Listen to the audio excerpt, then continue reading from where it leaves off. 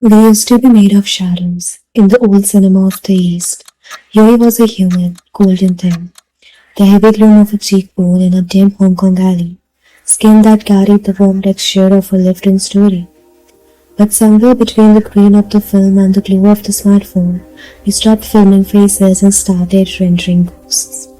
This isn't just a filter, it is a systematic erasure of the features that anchor us to the earth, leaving us with a standardized, soulless mask that is as perfect as it is hollow.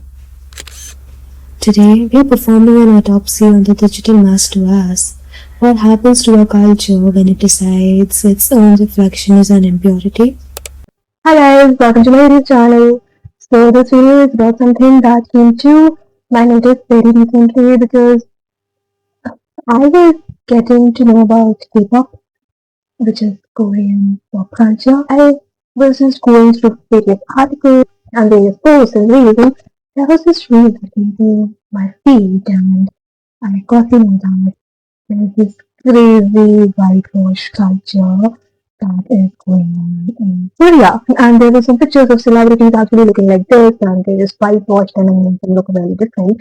And it just came to my mind how whenever we buy an Oppo phone in India, Redmi phone in India, like in my family there is one OnePlus phone, and it is the company is from East Asia, and I have noticed whenever you click pictures from that phone, they are very, very unusually white.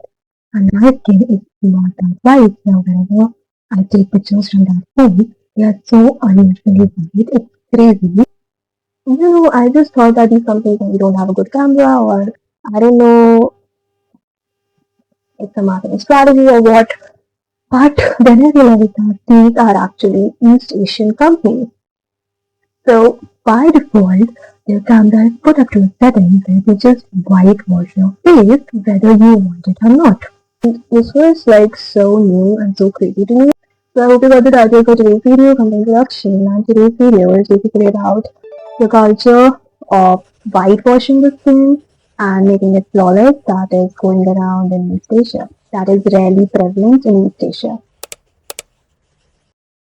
So the first concept that I want to talk about here is the concept of Bihaku, and it is basically a Japanese term which literally translates to beautifully white.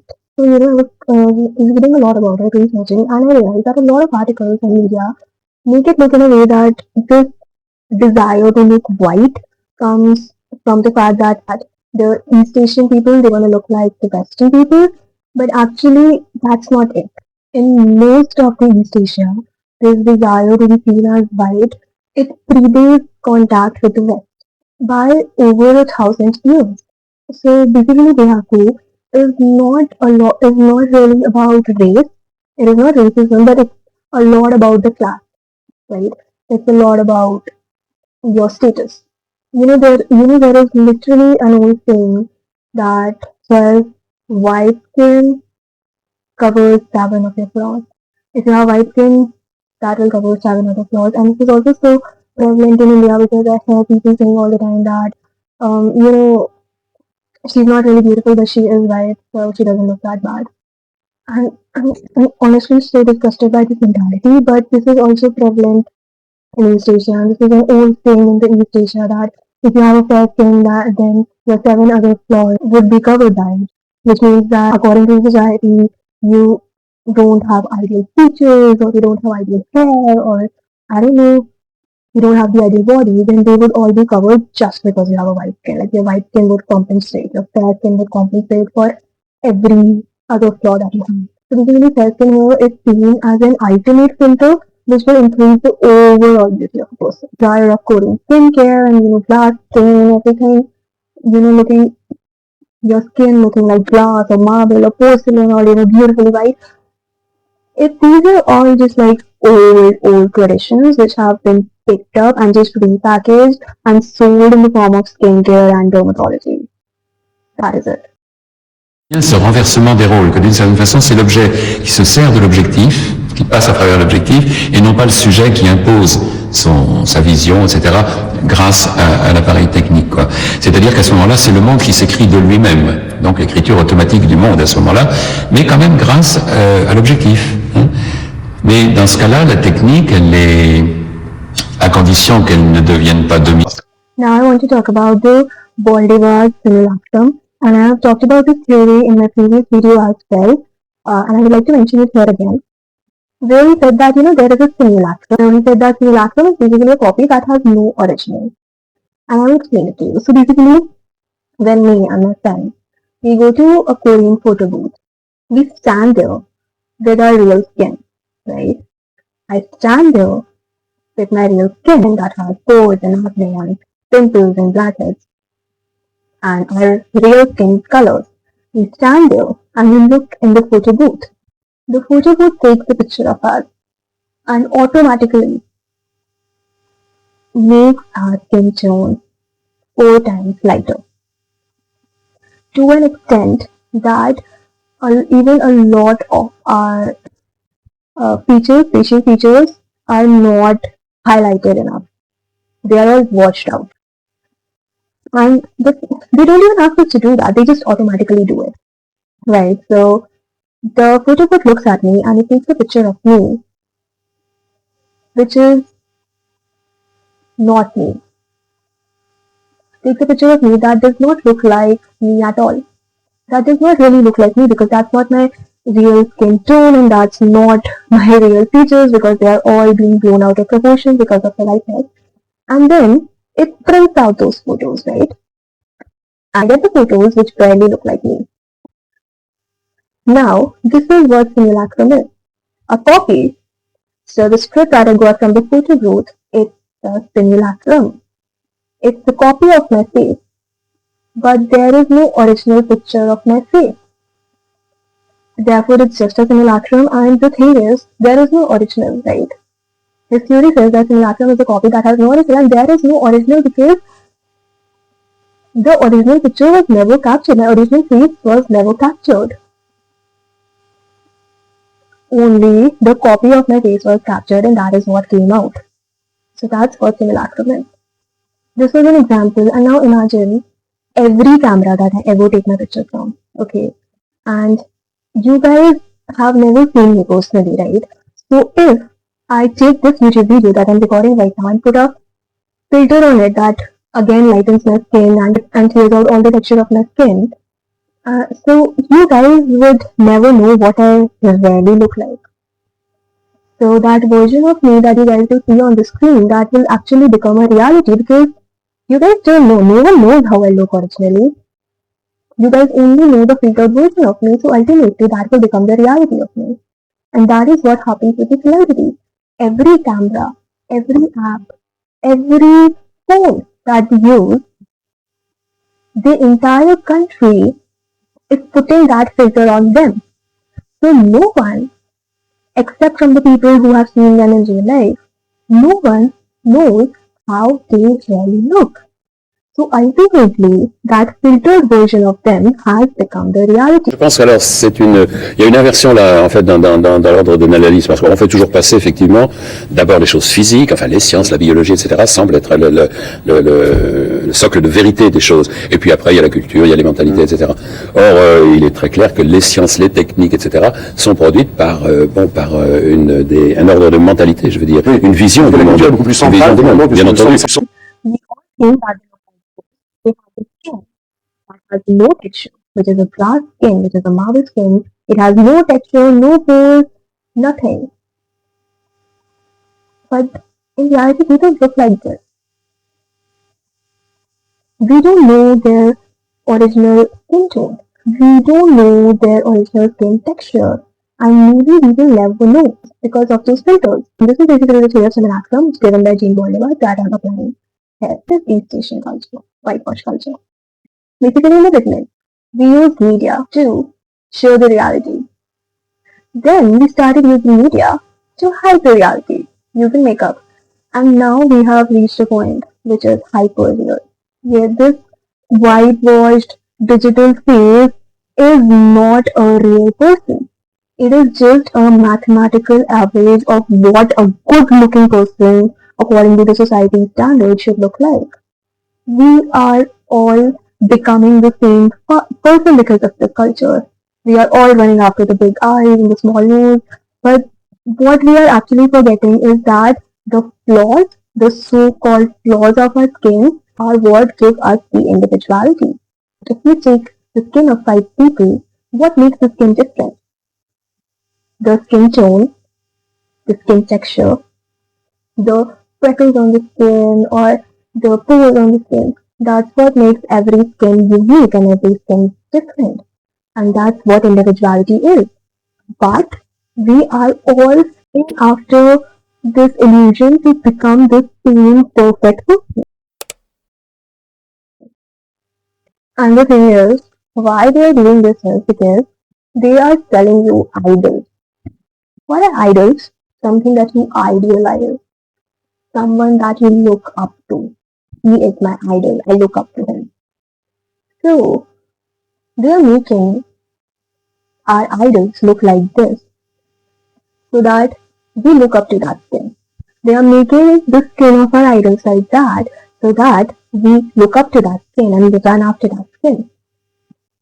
And it is also about the fact that if normal people, get to know that their idols have the same skin as them, then the person will stop idealizing, right? People idealize someone who they think is better than them.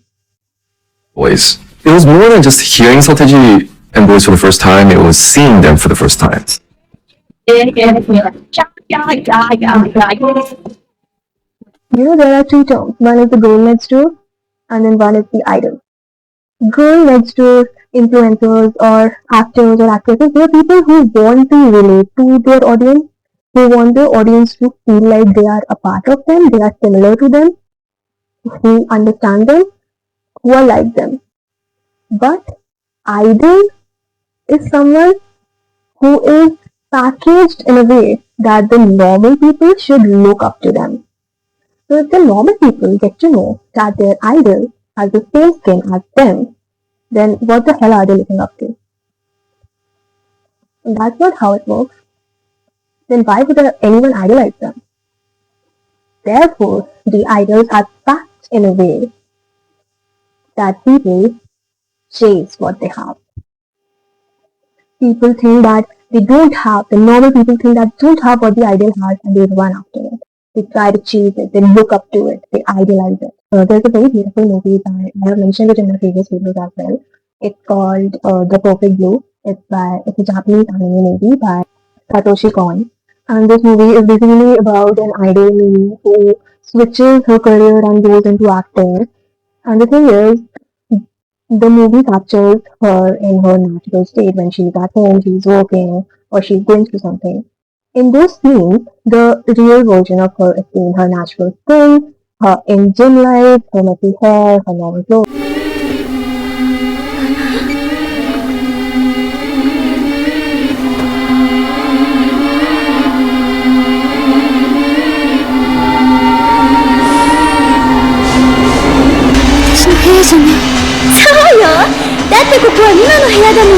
But when the scenes of her being an actor or being an idol come up, the visuals totally change. They are overexposed like hell, they are brightened like crazy, she looks flawless literally. It's like she is a hallucination.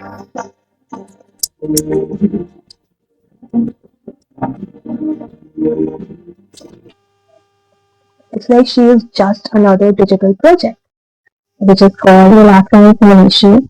Jeon Jungkook very clearly said that the transition from signs that dissimulate something to signs which dissimulate that there is nothing marks the decisive turning point. So in the movie as well, it's not that the ideal version of Mimi is a better version of that real person.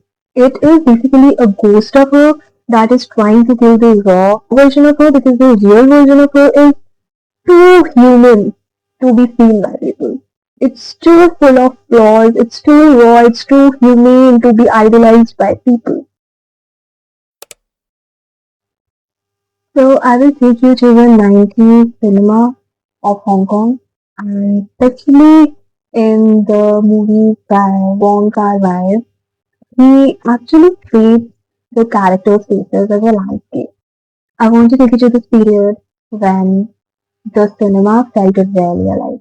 So if you take up the example of In the Mood for Love, which is by Wong Kar Wai, we can see the sweat on characters' faces, we can see their pores, we can see the texture in their skin, we can see the so-called imperfections defined by the society in the character's skin. 我冇諗過你真係會中意我。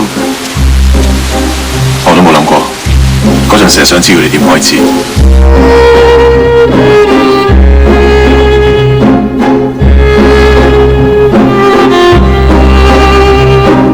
而家知，原來好多嘢會不知不覺。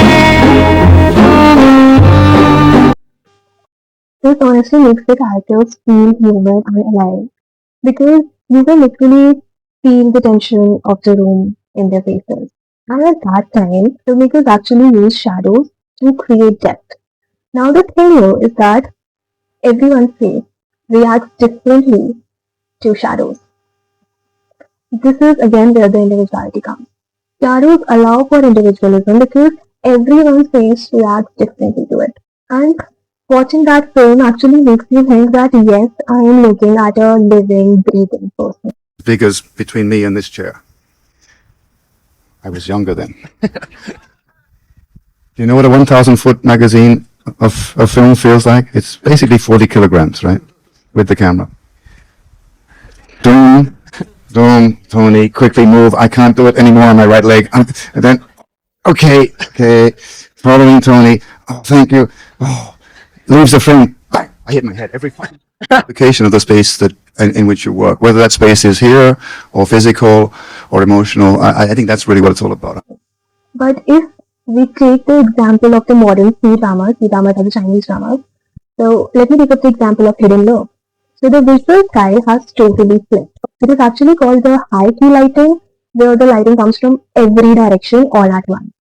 Now here comes what we call the paper doll effect. Now paper doll effect is basically becomes when you remove the shadows entirely. So it takes away the depth of your face. It washes your face entirely, and instead of looking 3D, you actually start looking 2D. Because your nose is not looking any different from your eyes. They have no depth, so they're not properly visible. Your entire face looks like it's one big wall. And your skin looks like it's completely painless, flawless, perfectly smooth because of this.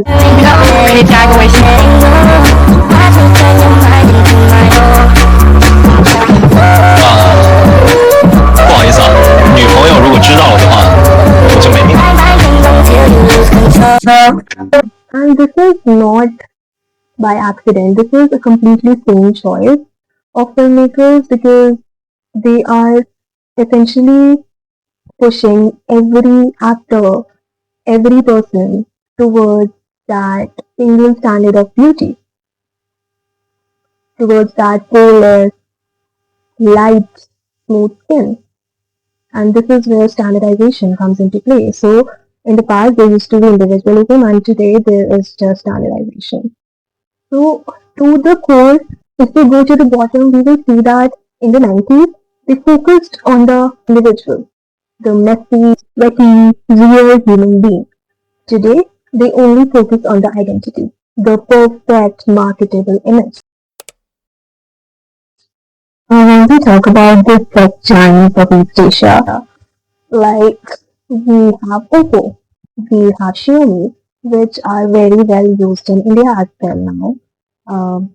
So I know about that. It is obviously always so weird that whenever I take a picture with that phone, my skin tone automatically goes like 4 times lighter. Now the point here is that in these phones, in these companies, this beauty standard is not an option. It is a code. I know you can switch off that option, you can turn off the setting, but the point is, when I get the phone, that setting is already on. I should be the one opening that setting. I shouldn't be the one closing it. I know it's a very small thing about a setting, but still, it's about the fact that what is it implying? So now, for these companies, the human face is just like mathematical points, right? They put some default settings, porcelain, smooth skin, and then they put some default skin tone, which is way lighter than my South Asian skin tone. And not only this, they even put on some default settings for the size of the nose, for the size of the eyes, for the lips. So the thing is that when you use the camera, you use these brands, and you take a picture, if your face is something different from what has been encoded into it, it looks as if like it's the default that needs to be fixed. And that's why it changes your skin tone, it changes your skin type, it changes your facial features. Because it's an error according to it. Here again that point comes that we all start looking like the same book with the same shape of nose, with the same shape of eyes, with the same skin. Joy Buolamwini coined a term called the kbeauty, and it basically the term means that how AI mirrors the priorities and prejudices of its creators, the people who have created it, the people who have put codes into it. It prioritizes their prejudices. If the creators value whiteness, then the AI treats everything else as an error. Like whenever I put Indian names in my keyboard, which is not designed by Indians, there is always a red line under it.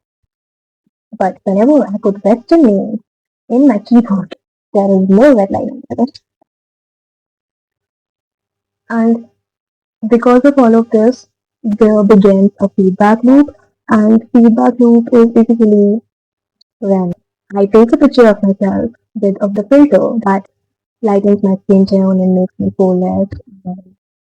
I get a lot of likes on that because the algorithm it prioritizes that too.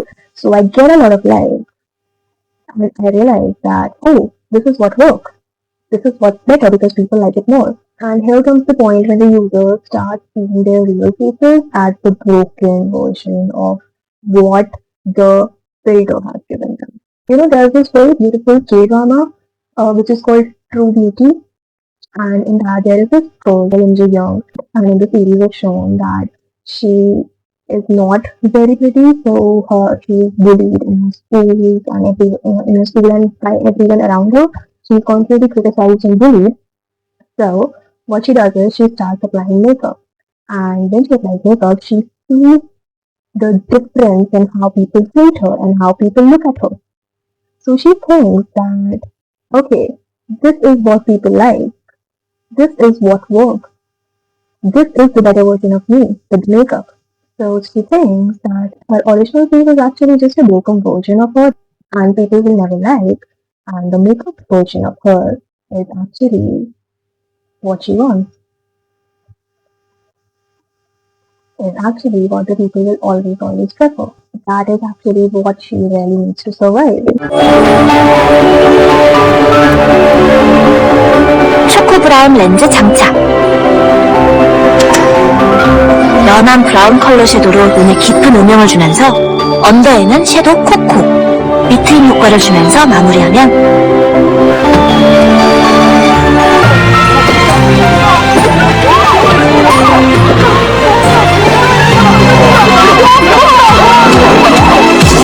Making this potential in True Beauty will actually mirror current tech reality. And in the series, Inju Jung is basically very afraid of the makeup coming off. And in today's world, we are also really scared of our filters coming off. And this is basically about the fact that we spend so much time looking at our face through the OP camera, through the beauty filters. We spend so much time looking at the optimized or filtered version of ourselves that by the end of it, we start thinking that the real version, our real face, is actually just a defect. And honestly, there have been so many East Asian celebrities who have openly talked about this. So they have said that they are honestly fine with their natural skin tone. They are fine with media showing their natural skin, but they can't really help it if the media doesn't want to show it. 피부 보호도 좋아요. 저 피부 별로 안 좋아요. 가벼운 정말. 이거 같은 선생님, 잭슨님, 원초에 근데 여러분 알다시피 제가 그렇게 피가 좋은 편은 아닌데 They are fine with it, but others are not.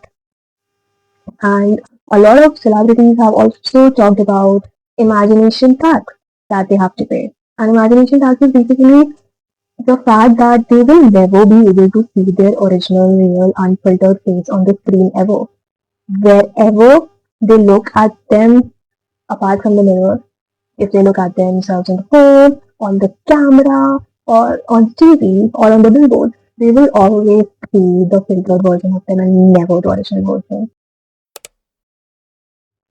So there is this thing which is called the still face experiment. And still face experiment happened when there were like very small babies and their mothers were told to not react, or their mothers or the caregivers, they were told to not react to these babies at all, give them a very still face, right? No smile, no anger, nothing. And the result was that with the still face, the babies became really distressed. Like they wanted some reaction. And this honestly shows that humans are actually hardwired to get reactions, to look for reactions from other people.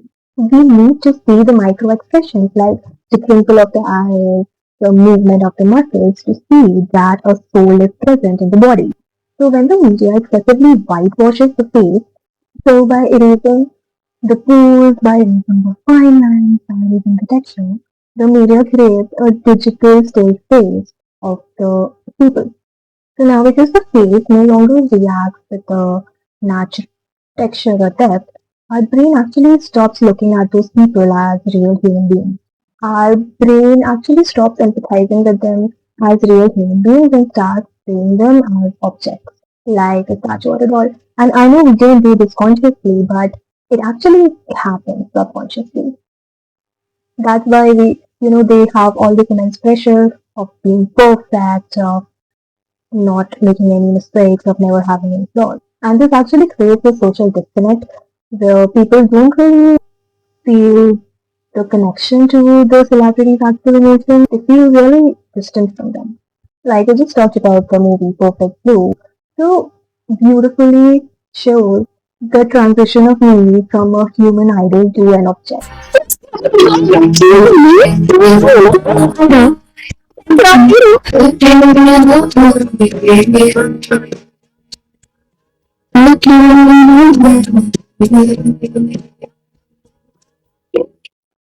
It really explores the horror of having one's identity totally scrubbed out of them and polished for public consumption until the real person just disappears. Now there is the concept of the uncanny valley. It is like a huge concept, but I'll explain it in short.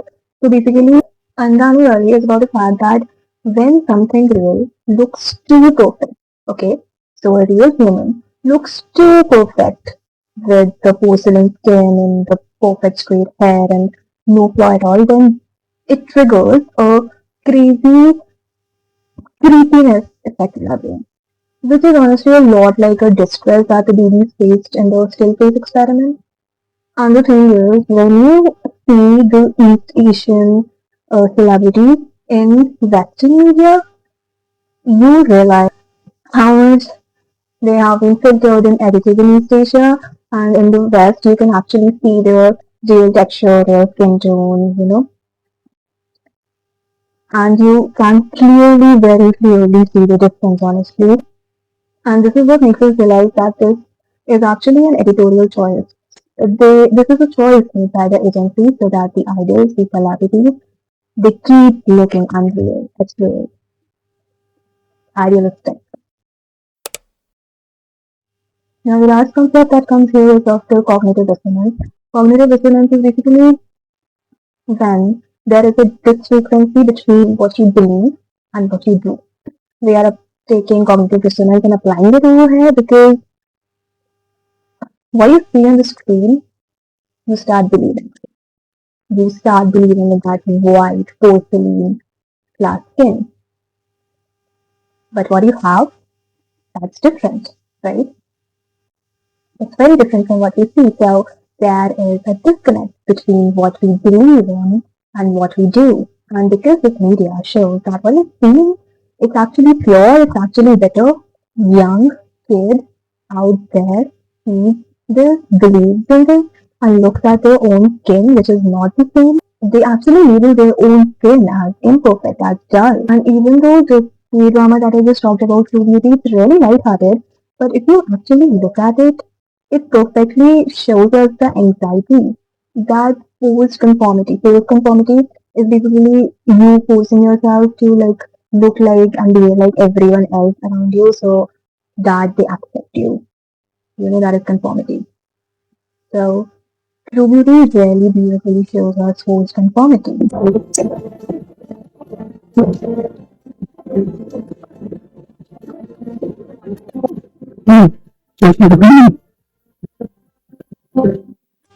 It This series actually captures the anxiety of fixing one's own face to meet the man-made, unrealistic beauty standards. And there is this writer Sayaka Murata who has written a very beautiful novel called The Convenience Store Woman, which also has all these themes about post conformity, of cognitive dissonance, of changing yourself to fitting into society. This novel also explores all of these things, and a very beautiful quote from this novel is, "When a person is different from the rest, they are treated like an object that needs to be eliminated." And honestly, this is so sad. I will not go ahead and say that I have struggled a lot because of my skin tone, but yes, there were times when I was called dark skinned, kala as they say in Hindi, when I was young, because like I used to swim a lot and I was so tan, and I was so young. I was like 9 years old and the kids were calling me dark skinned, and if someone says it to me today, I won't mind because I think that dark skin is so beautiful. But at that time, it was taught to me by the society. It was taught to all the kids around me by this society that this is something negative. This is something that you should use to bully other people.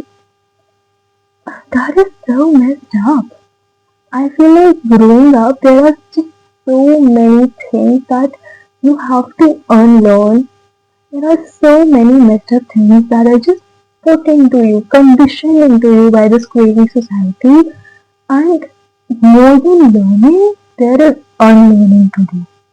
I was called out so many times. I used to feel sad. I would go and buy so many face washes and God knows what. Like, imagine a 10-year-old kid putting hundreds of cosmetics on their skin so that the kids in a class won't tease her. And it was still okay, I got through it, but I had a friend, she was not only bullied by her peers, she was bullied by the teachers. Can you imagine? If we were performing on stage, she was put at the back. She was always placed at the back because of her skin tone. Are you even human? And the very teachers who are supposed to guide you, they are doing this to you. This society is so messed up. Like the people who the kids are supposed to trust the most, they are the ones who teach us the most inhumane things. The things that me as a 6 year old, as a 7 year old could see were wrong. I knew as a 6 year old that placing my friend at the back because of her skin tone is so wrong, but the teacher didn't see any wrong in her action, and the society in general didn't see anything wrong. Also, there is a very compelling essay which is called In Praise of Shadows.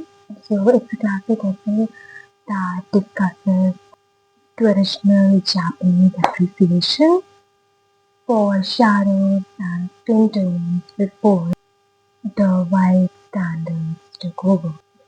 And in this essay, the writer explicitly says that the Westerner has a skin like white paper.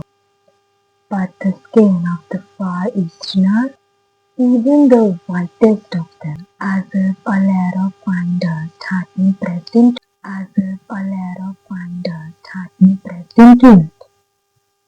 And we are forced to see the whiteness of our own skin as a form of impurity. And honestly, it very simply states that the paper white standard makes the young viewers think that their original skin is impure, it's imperfect. It's dusty simply because it's not transparently white. You guys know that I'm not even from East Asia, I'm from South Asia, I'm from England. I have seen colorism hurt so much, and the more I study about it, the more I realize that these beauty standards are just everywhere across the globe in just different versions, and that makes it so sad. I even sitting here today, I feel so sad for my friend, one of my first friends that I made in my life, and seeing her go through all of that. And we were so young, we were like little kids. So in society doing this to her. I feel so sad for myself as a 9-year-old who got tan because she loved swimming during the summers. And I feel so bad for all the people out there who still go through all of this. And I just want to say that I don't understand and I will never understand why we as humans have the guts to criticize something that the other person had nothing to do with. We never chose the color of our skin. We never chose our features. We never chose our face. And I don't know why we as humans have such guts that we go ahead and criticize something that is just handed over to us by nature, by God, or by universe, whoever. And I also don't know why today we are all so desperate to run away from our roots, from our natural state. Why are we so obsessed with not looking like our original self? Why are we all running away from our roots? Why are we all running away from how we are originally made? I'll never understand these complexities of living.